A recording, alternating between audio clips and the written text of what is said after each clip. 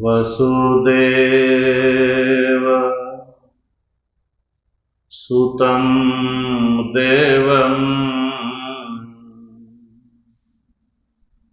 कंसचाणूरमर्दनम्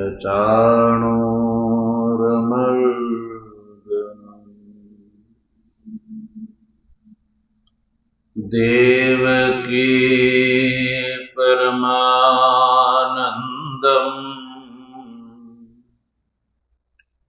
कृष्णं वन्दे जगद्गुरुम्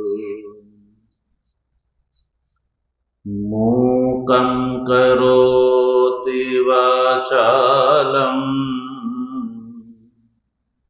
पङ्गुं लङ्घयते गिरिं यत्कृपातमहं वन्दे परमानन्दमाधवम् शङ्करं शङ्कराचार्यम् केशवं बादरायणम् सूत्रभाष्य कृतौ वन्दे भगवन्तौ पुनः पुनः ईश्वरो गुरुरात्मेति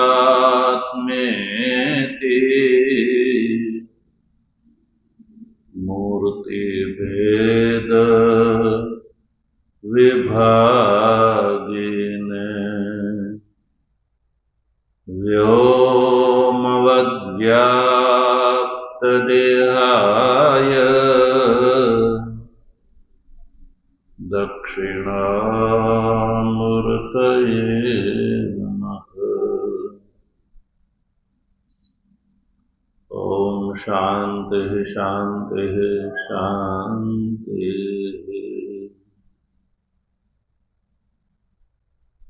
तत्व जिज्ञासु सज्जनों, भगवाननी परमानुकंपाथी श्रीमद भगवद गीताना शांकर भाष्यना विचार क्रमમાં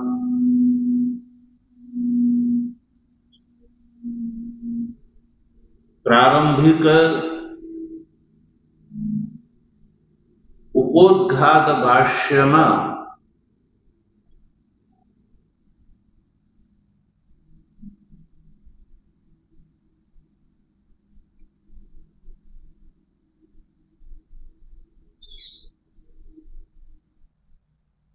आप्त प्रणितत्व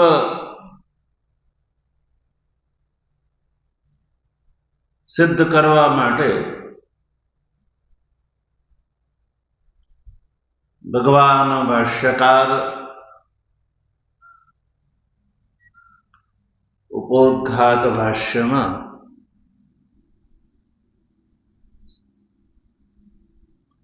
भगवान ना जन्मनी बात करी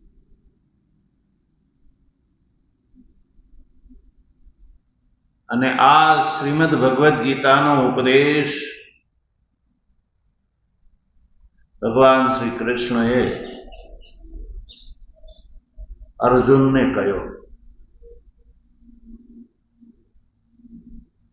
અર્જુનને આ જ્ઞાન અને કર્મનિષ્ઠા या प्रवृत्ति लक्षण धर्म ने निवृत्ति लक्षण धर्म नो उपदेश नी अपेक्षा हती. ए देखावड़वा माटे थईने भगवान भाष्यकार लखे छे अर्जुनाय शोक मोह महोदधव निमग्नाय उपदिदेश. अर्जुन ने उपदेश आप्यो. शा माटे? કારણ કે એ શોક અને મોહરૂપી મોહદધીની અંદર નિમગ્ન થઈ ગયો.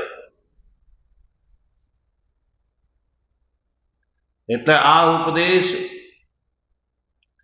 શોક અને મોહથી ગ્રસ્ત મનુષ્યો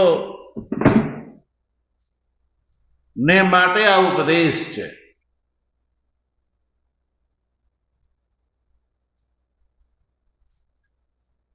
પ્રશ્ન એ ઊભો થાય છે કે સમગ્ર ભૂતોની ઉપર અનુગ્રહ કરવાના બદલે ભગવાન શ્રી કૃષ્ણએ આ જે બે ધર્મ છે, પ્રવૃત્તિ લક્ષણ અને નિવૃત્તિ લક્ષણ, આ બે ધર્મ છે, એ અર્જુનને શા માટે એનો ઉપદેશ આપ્યો?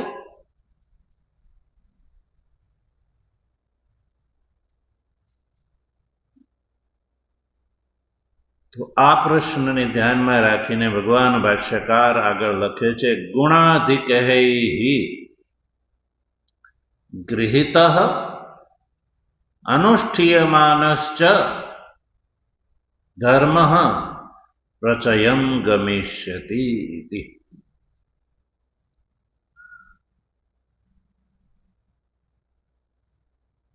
ભગવાન શ્રી કૃષ્ણનો ઉદ્દેશ એવો છે કે અર્જુનને નિમિત્ત બનાવીને જો આ ઉપદેશ દેવામાં આવશે તો એ પ્રચયને પ્રાપ્ત થશે. આ જે ઉપદેશ છે એ પ્રચયને પ્રાપ્ત થશે. પ્રચયનો અર્થ છે ઉન્નતિ અને ઉપચય અર્થાત વૃદ્ધિ. કારણ કે અધિક અન્યની અપેક્ષા અધિક ગુણવાન વ્યક્તિ દ્વારા આ ઉપદેશ યદિ ગૃહીત યદિ ગ્રહણ કરવામાં આવે, અનુષ્ઠીય માનસ ગ્રહણ કરીને અનુષ્ઠાન કરવામાં આવે તો જન જન સુધી આ ઉપદેશ પહોંચી જાય.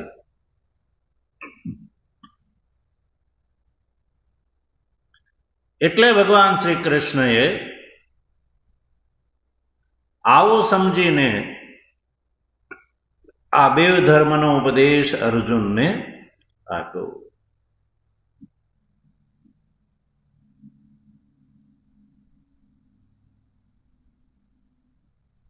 ત્યારબાદ ભગવાન ભાષ્યકાર આગળ લખે છે, તમ ધર્મમ ભગવતા યથા ઉપદિષ્ટમ વેદવ્યાસઃ સર્વજ્ઞો ભગવાન ગીતાખ્યૈ સપ્તભિઃ શ્લોકશતૈઃ ઉપનિબંધઃ.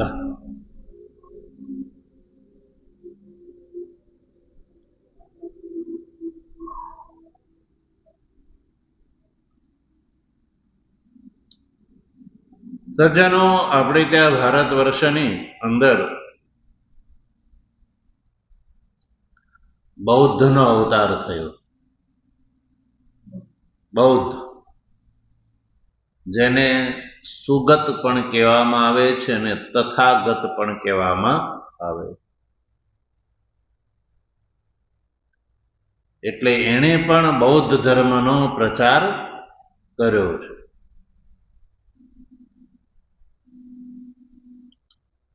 સુગત અર્થાત બૌદ્ધ જે છે એ પણ ભગવાનનો અવતાર માનવામાં આવે છે.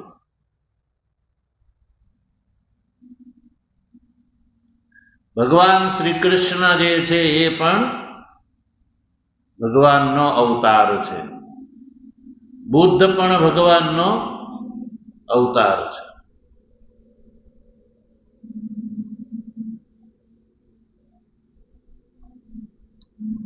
તો આ જે ગીતા છે એ પણ ભગવદ ઉપદિષ્ટ ધર્મ છે. આ જે ગીતા છે એ પણ ભગવદ ઉપદિષ્ટ ધર્મ છે અને તથાગત સુગત દ્વારા ઉપદિષ્ટ એ પણ શું કહેવાય? બોલો, ભગવદ ઉપદિષ્ટ ધર્મ જ કહેવાય ને. કારણ કે બૌદ્ધ જે છે એ પણ ભગવાનનો અવતાર આપણે ત્યાં માનવામાં આવે છે. તો બૌદ્ધ પ્રતિપાદિત ઉપદેશ અને ભગવાન શ્રી કૃષ્ણ પ્રતિપાદિત જે ઉપદેશ, આ ભગવાન દ્વારા ઉપદિષ્ટ જે ઉપદેશ, આ ધર્મ, તો બેવની અંદર એક સમાનતા છે. બૌદ્ધ ઉપદિષ્ટ ધર્મ અને ભગવાન શ્રી કૃષ્ણ દ્વારા ઉપદિષ્ટ ધર્મની અંદર એક સમાનતા એ છે કે બંને ભગવાન દ્વારા ઉપદિષ્ટ છે. બંને ભગવાન દ્વારા ઉપદિષ્ટ છે.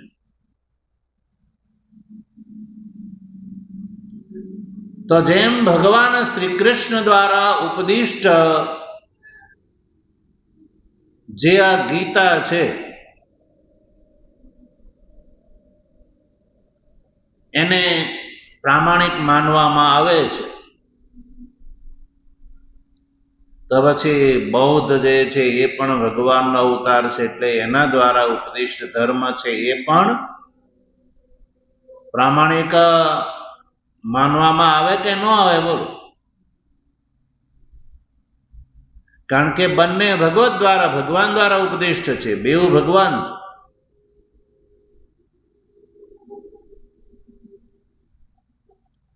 તો સજ્જનો, આપણે ત્યાં બૌદ્ધ દ્વારા ઉપદિષ્ટ જે ધર્મ છે એને પ્રામાણિક માનવામાં આવતો નથી.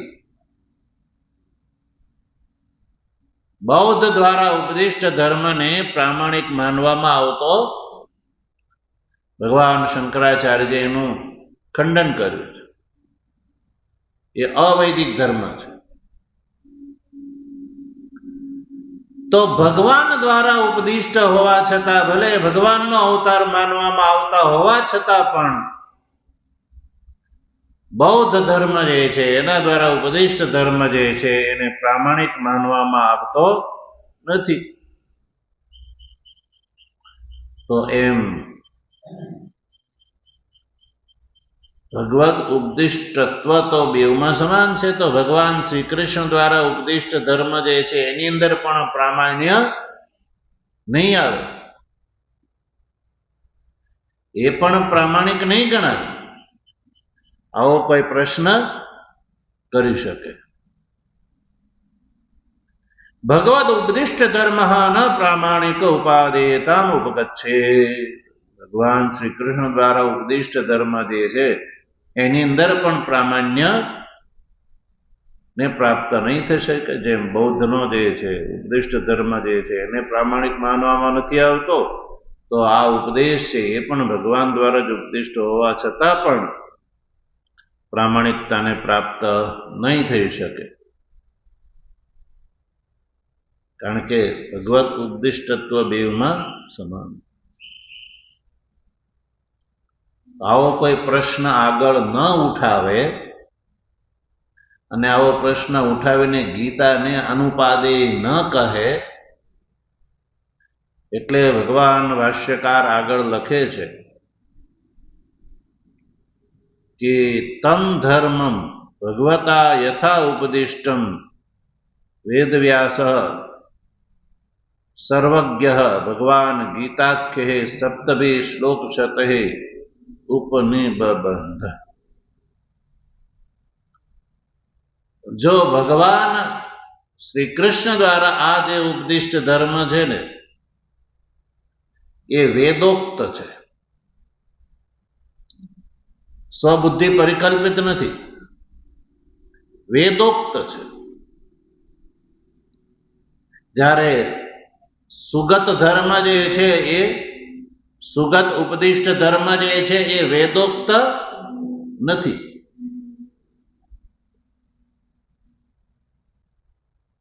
પણ ભગવાન શ્રી કૃષ્ણ દ્વારા ઉપદિષ્ટ આ જે ધર્મ છે એ વેદોક્ત છે. એટલે વેદોક્ત હોવાથી ન અસ્ય તત્તુલ્યમ, ભગવાન દ્વારા ઉપદિષ્ટ ધર્મ જે છે એ સુગત ધર્મની સમાન નથી. સુગત ધર્મની સાથે એની તુલના થઈ શકે નહીં, કારણ કે સુગત ધર્મ જે છે એ વૈદિક નથી. ભગવદ ઉપદિષ્ટ ધર્મ જે છે, ભગવાન શ્રી કૃષ્ણ ઉપદિષ્ટ ધર્મ જે છે એ વૈદિક છે, એ વિશેષતા છે. એટલે સુગત ધર્મની સાથે એની કોઈ તુલના થઈ શકે નહીં. તો આ વસ્તુને ધ્યાનમાં રાખીને ઉત્તર આપ્યો. એક તો આ જે છે એ વેદોક્ત છે, એટલું જ નહીં, શિષ્ટ પરિગ્રહિત પણ છે. ભગવાન શ્રી કૃષ્ણ દ્વારા આ જે ઉપદિષ્ટ ધર્મ જે છે એ વેદોક્ત છે અને શિષ્ટ પરિગ્રહિત છે. જ્યારે સુગત ધર્મ જે છે એ વેદોક્ત પણ નથી અને શિષ્ટ પરિગ્રહિત પણ નથી. તો આ ભગવદ ઉપદિષ્ટ ધર્મની અંદર આ વિશેષતા છે. ભગવદ ઉપદિષ્ટ ધર્મ છે એ વેદોક્ત છે અને શિષ્ટ પરિગ્રહિત છે.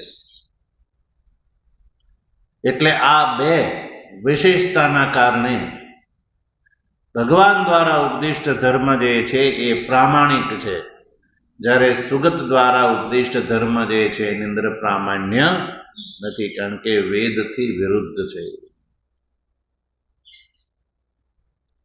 એટલે વેદોક્ત છે એ તો પહેલા બતાવી દીધું, વૈદિકમ હિ ધર્મદ્વયમ અર્જુનાય એ પંક્તિમાં, અને શિષ્ટ પરિગ્રહિત છે એ આ પંક્તિમાં બતાવે છે. તમ ધર્મમ ભગવતા યથા ઉપદિષ્ટમ વેદવ્યાસ સર્વજ્ઞ ભગવાન ગીતાખ્યે સપ્તભી શ્લોક શતે ઉપનિબંધ. સનાતન ધર્મની અંદર વ્યાસજીથી વધારે શિષ્ટ કોણ હોઈ શકે? ભગવાન વ્યાસ જે છે એનાથી વધારે કોઈ શિષ્ટ હોઈ શકે નહીં. એટલે આવા ભગવાન વ્યાસજીએ ભગવાન શ્રી કૃષ્ણ દ્વારા આ ઉપદિષ્ટ જે ધર્મ છે એ વૈદિક હોવાના કારણે, વેદ પ્રતિપાદિત હોવાના કારણે વ્યાસજીએ આ જે ભગવાનનો ઉપદેશ છે, ભગવતા યથા ઉપદિષ્ટમ, ભગવાન શ્રી કૃષ્ણએ જેવો ઉપદેશ આપ્યો એવો જ વેદવ્યાસ એને ગીતાખ્યે સપ્તભિઃ શ્લોક શતૈ ઉપનિબંધ, ભગવાનના આ ઉપદેશને સપ્તભિઃ એટલે 7 દ્વારા, શ્લોક શતૈ, શતૈ એટલે 100, સપ્તભિઃ શતૈ એટલે 700 શ્લોક, 700 શ્લોક દ્વારા ઉપનિબંધ, નિબંધ બનાવી દીધો. વ્યાસજીએ ભગવાનના આ ઉપદેશને 700 શ્લોકોમાં નિબદ્ધ કરી દીધો. એટલે ભગવાનનો આ ઉપદેશ શિષ્ટ પરિગ્રહિત છે. વ્યાસજીએ એને ગ્રંથબદ્ધ કરી દીધો.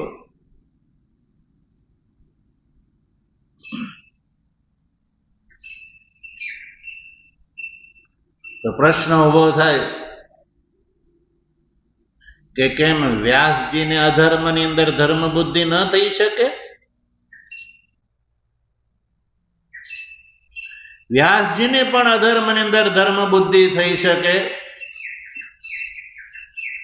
અને અધર્મને ધર્મ સમજીને એને મહાભારતની અંદર આનો આ ઉપદેશને નિબદ્ધ કર્યો હોઈ શકે?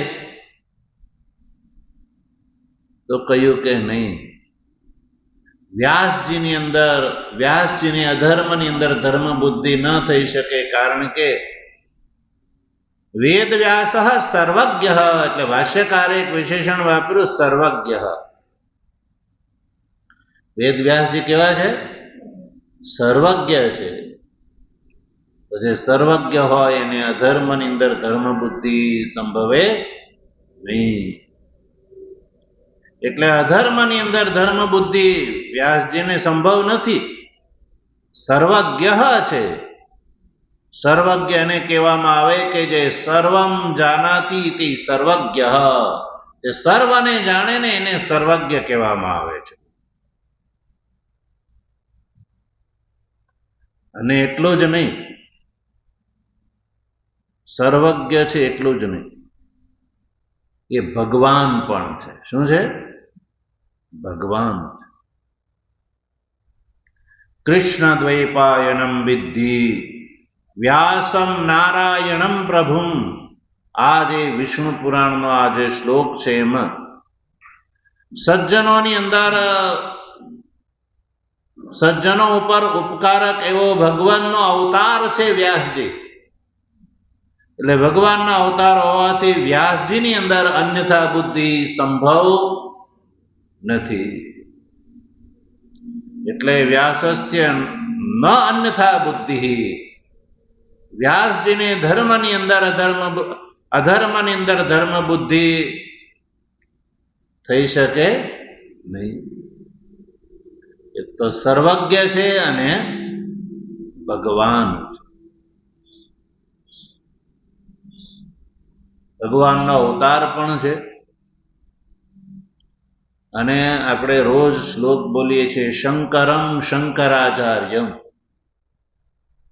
કેશવમ બાદરાયણમ સૂત્ર ભાષ્ય કૃતૌ વંદે ભગવંતો પુનઃ પુનઃ.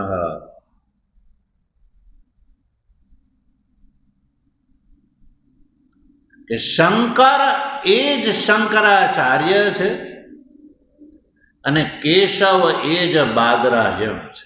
શંકરાચાર્ય ભગવાન શંકરનો અવતાર અને બાદરાયણ જે છે ભગવાન વિષ્ણુનો અવતાર છે.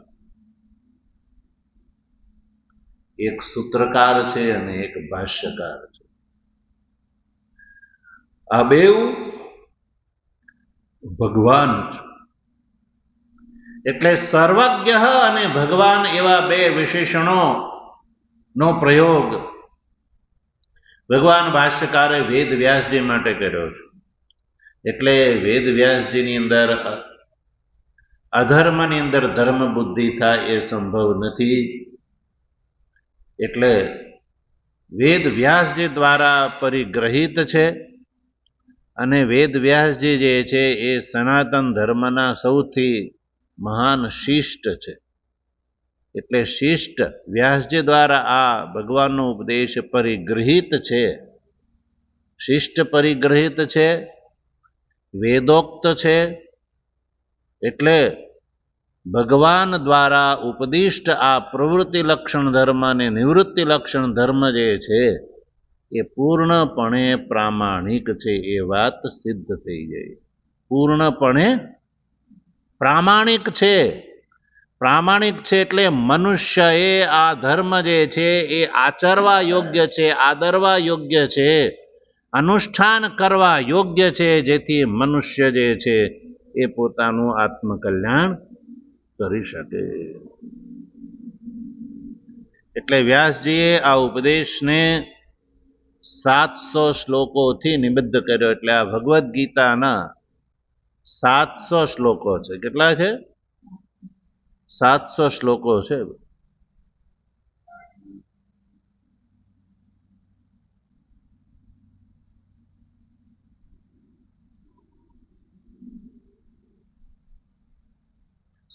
તો આ રીતે આ જે ઉપોદ્ઘાત ગ્રંથનો જે અહીંયા સુધીનો જે અંશ સપ્તભી શ્લોક શતે ઉપનિબંધ, અહીંયા સુધીનો જે આ ગ્રંથ છે એ ગ્રંથ દ્વારા ગીતા શાસ્ત્ર છે એ આપ્ત પ્રણીત છે એ વાત સિદ્ધ થઈ ગઈ. ભગવાન ભાષ્યકારે ગીતા શાસ્ત્ર છે એ અનાપ્ત પ્રણીત છે એ શંકાનું અપાકરણ કરી દીધું.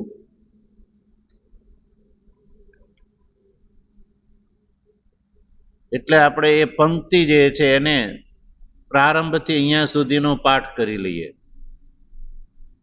સ ભગવાન સૃષ્ટ્વા ઇદમ જગત તસ્ય ચ સ્થિતિમ ચિકીર્ષુઃ મરીચાદિન અગ્રે સૃષ્ટ્વા પ્રજાપતિન પ્રવૃત્તિલક્ષણમ ધર્મ ગ્રાહ્યમાસ વેદોક્તમ તતો અન્યાંશ્ચ સનક સનંદનાદીન ઉત્પાદ્ય નિવૃત્તિલક્ષણમ ધર્મમ જ્ઞાન વૈરાગ્ય લક્ષણમ ગ્રાહ્યમાસ. દ્વિવિધો હિ વેદોક્તો ધર્મ પ્રવૃત્તિલક્ષણો નિવૃત્તિલક્ષણશ્ચ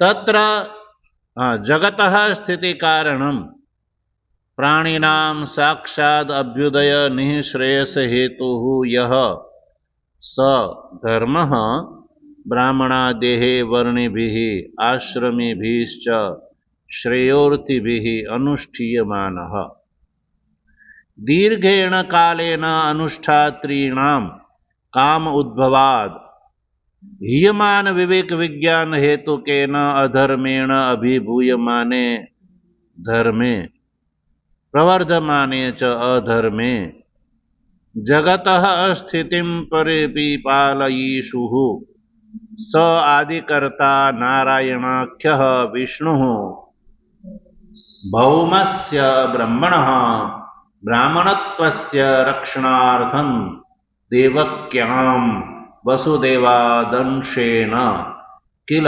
સંબભૂવ. બ્રાહ્મણત્વસ્ય હિ રક્ષણેન રક્ષિતઃ સ્યાદ વૈદિકઃ ધર્મઃ તદ અધીનત્વાદ વર્ણાશ્રમ ભેદાનામ. સ ચ ભગવાન જ્ઞાન ઐશ્વર્ય શક્તિ બલ વીર્ય તેજોભિઃ સદા સંપન્નઃ ત્રિગુણાત્મિકામ વૈષ્ણવીમ સ્વામ માયામ મૂલ પ્રકૃતિમ વશીકૃત્ય અજઃ અવ્યયઃ ભૂતાનામ ઈશ્વરઃ નિત્ય શુદ્ધ બુદ્ધ મુક્ત સ્વભાવોપી સન સ્વમાયયા દેહવાન ઇવ જાત ઇવ ચ લોકાનુગ્રહં કુર્વન ઇવ લક્ષ્યતે સ્વપ્રયોજન ભાવેપી ભૂતનુજગૃક્ષયા વૈદિકં હિ ધર્મદ્વયમ અર્જુનાય શોક મોહ મહોદધૌ નિમગ્નાય ઉપદિદેશ ગુણાધિકૈઃ હિ ગૃહીતઃ અનુષ્ઠીયમાનશ્ચ ધર્મઃ પ્રચયં ગમિષ્યતિ ઇતિ.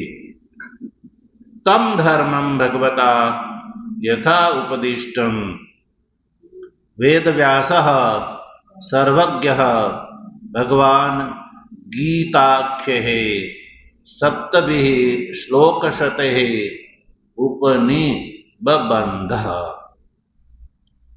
તો સજ્જનો, આ રીતે અહીંયા સુધીના આ ઉપોદ્ઘાત ગ્રંથમાં ગીતા શાસ્ત્રના વિષયમાં જે અનઆપ્ત પ્રણિતત્વ જે શંકા હતી એનું અપાકરણ કરી દીધું.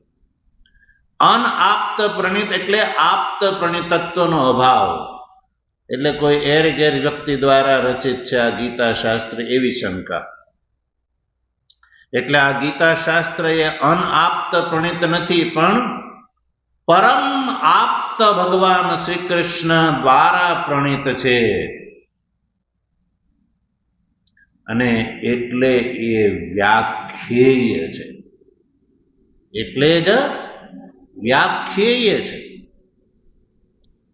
એટલે ભગવાન ભાષ્યકાર વ્યાખ્યેયત્વનું ઉત્પાદન કર્યું. અનાપ્ત પ્રણિત શંકાનું અપાકરણ કરીને આ ગીતા જે છે વ્યાખ્યેય છે, એટલે કે વ્યાખ્યા કરવા યોગ્ય છે. આ ગીતાની વ્યાખ્યા કરવી આવશ્યક છે. વ્યાખ્યેયત્વ વ્યાખ્યા કરવા યોગ્ય છે એ ઉત્પાદન કરી અને હવે એનો ઉપસંહાર કરે છે. આગળની પંક્તિમાં એનો ઉપસંહાર કરે છે. જો આગળની પંક્તિ, તદ ઇદમ ગીતા શાસ્ત્રમ સમસ્ત વેદાર્થ સાર સંગ્રહ ભૂતમ દુર્વિજ્ઞેયાર્થમ. ભાષ્યકાર લખે છે કે તદ ઇદમ, આ રીતે. ઇદમ એટલે આ જે ગીતા શાસ્ત્રમ છે, જેની ભગવાન ભાષ્યકાર વ્યાખ્યા કરવા જઈ રહ્યા છે. એટલે આ ગીતા શાસ્ત્ર વ્યાખ્યેય છે.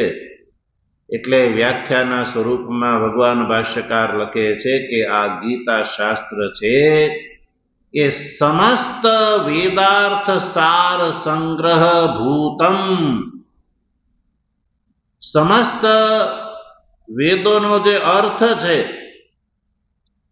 એનો સારનો સંગ્રહભૂત છે આ ગીતા શાસ્ત્ર.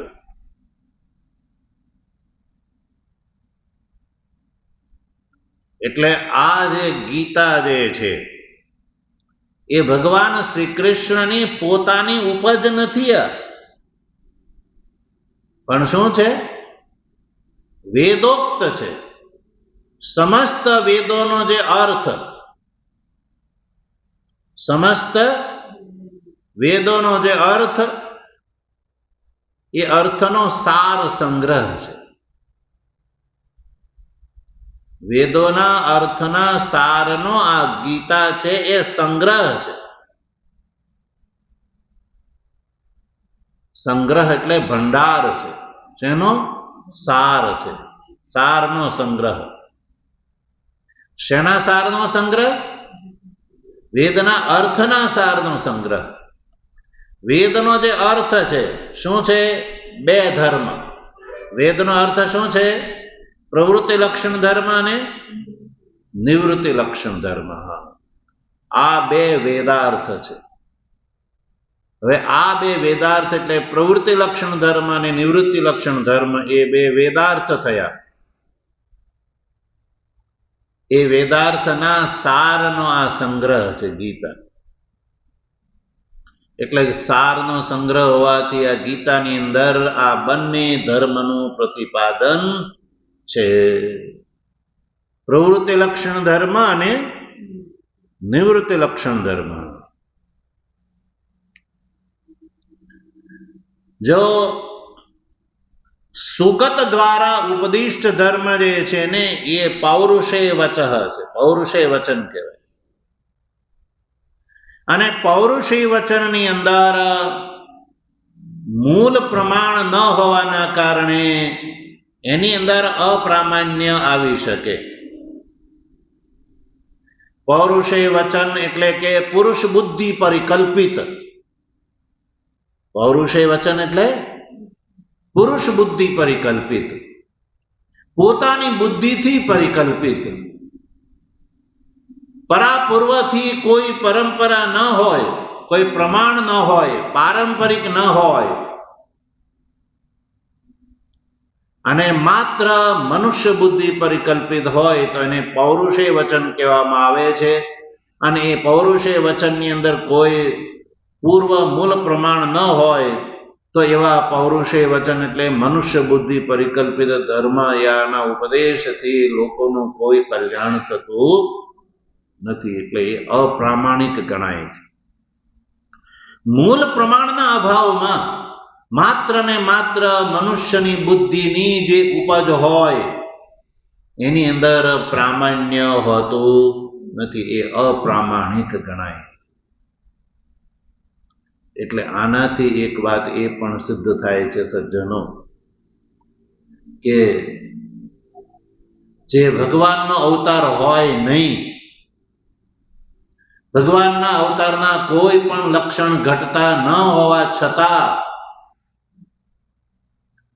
લોકોના ટોળાશાહીથી કોઈને ભગવાન સિદ્ધ કરી દેવામાં આવે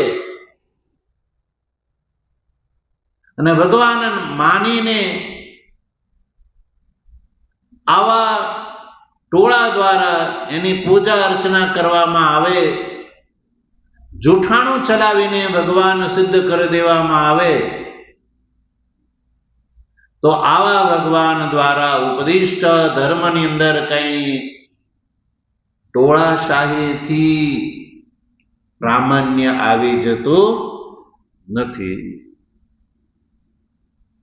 વર્તમાન કાળમાં એવા સનાતન ધર્મની ઉપાધિ રૂપ એવા અનેકો સંપ્રદાયો અને સંગઠનો વર્તમાન કાળમાં સજ્જનો જોવા મળે છે.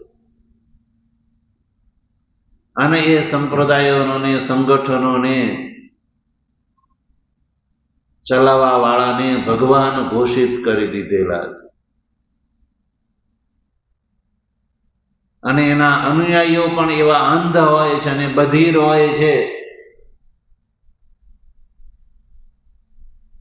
સંગઠનોની અંદર આ બંને વસ્તુ જોવા મળે છે. એ સંગઠનોના જે કરતા હરતા હોય છે, અલંબરદારો હોય છે, એને તો પાકી ખબર છે કે આપણી આ વાત જે છે અપ્રામાણિક છે,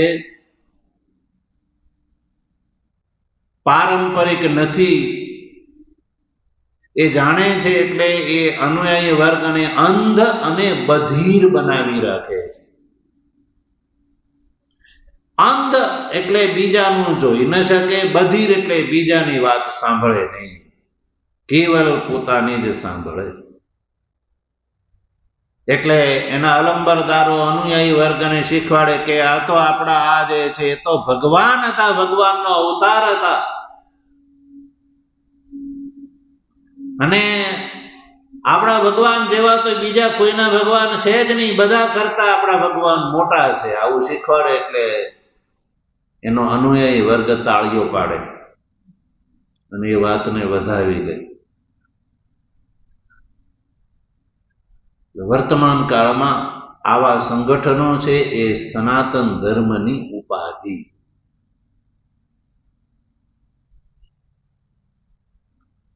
આ જે ભાષ્ય ગ્રંથોનો અધ્યયન કરવાથી આ વાત સ્પષ્ટ થઈ જાય છે કે ચાહે ભલે ભગવાનનો અવતાર હોય, પણ જો એ ભગવાન દ્વારા ઉપદિષ્ટ જે ધર્મ એ વેદોક્ત ન હોય તો એની અંદર પ્રામાણ્ય આવતું નથી. ભગવાન શ્રી કૃષ્ણ દ્વારા ઉપદિષ્ટ આ જે ભગવદ્ ગીતા છે એની અંદર પ્રામાણ્ય ભગવાન દ્વારા ઉપદિષ્ટ છે એટલા પૂરતાથી એની અંદર પ્રામાણ્ય છે એવું નહીં કે ભગવાન શ્રી કૃષ્ણે આનો ઉપદેશ આપ્યો છે એટલે એની અંદર પ્રામાણ્ય છે એવું નહીં, પણ વેદોક્ત છે અને શિષ્ટ પરિગ્રહિત છે. ભગવાન શ્રી કૃષ્ણે વેદોક્ત ધર્મનો ઉપદેશ આપ્યો છે એટલે ગીતાની અંદર પ્રામાણ્ય છે. નહીં તો ભગવાન દ્વારા ઉપદિષ્ટ હોવા માત્રથી જો પ્રામાણ્ય હોય તો સુગત ધર્મની અંદર પણ પ્રામાણ્ય માનવું પડે, કારણ કે એ પણ ભગવદ અવતાર છે. એટલે ભગવદ અવતારની સાથે સાથે મૂળ વૈદિક પણ હોવો જોઈએ. ઉપદેશ વૈદિકત્વ જે છે એ પણ હોવું જોઈએ. એટલે ભગવાન શ્રી કૃષ્ણના આ ઉપદેશની અંદર વૈદિકત્વ છે એટલે પૂર્ણતઃ વૈદિક છે અને વ્યાસાદી શિષ્ટો દ્વારા પરિગ્રહિત છે. એટલા માટે ભગવાન નો આ જે વચન છે એ આપ્ત પ્રણિત છે અને આપ્ત પ્રણિત છે એટલે એ વ્યાખ્યેય છે, વ્યાખ્યા કરવા યોગ્ય છે. એટલે ભગવાન ભાષ્યકારે આટલા આ ઉपोद्घात ભાષ્ય ગ્રંથમાં ગીતા શાસ્ત્ર જે છે અનાપ્ત પ્રણિત છે એનું અપાકરણ કર્યું અને ગીતા વ્યાખ્યા છે એ ઉત્પાદન કર્યું અને એનો ઉપસંહાર કર્યો કે આ રીતે આ ગીતા શાસ્ત્ર છે એ સમસ્ત વેદાર્થ સાર સંગ્રહ ભૂત છે, એટલે પ્રામાણિક છે એ નક્કી થાય સજ્જનો.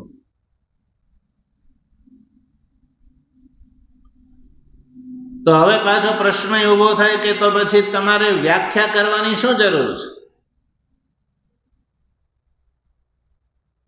ઠીક છે, એ વાત સિદ્ધ થઈ ગઈ કે આ જે ગીતા છે એ આપ્ત પ્રણિત છે, એ વાત સ્પષ્ટ થઈ ગઈ. તો પછી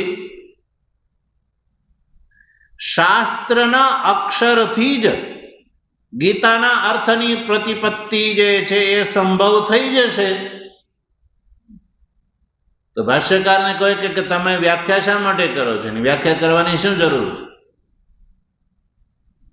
ભગવાન શ્રી કૃષ્ણએ જે અર્જુનને ઉપદેશ આપ્યો એ જ ઉપદેશ જ્યારે વ્યાસજી મહારાજ જે સર્વજ્ઞ છે, ભગવાન છે, એણે 700 શ્લોકોમાં આ ભગવાનનો ઉપદેશ નિબદ્ધ કર્યો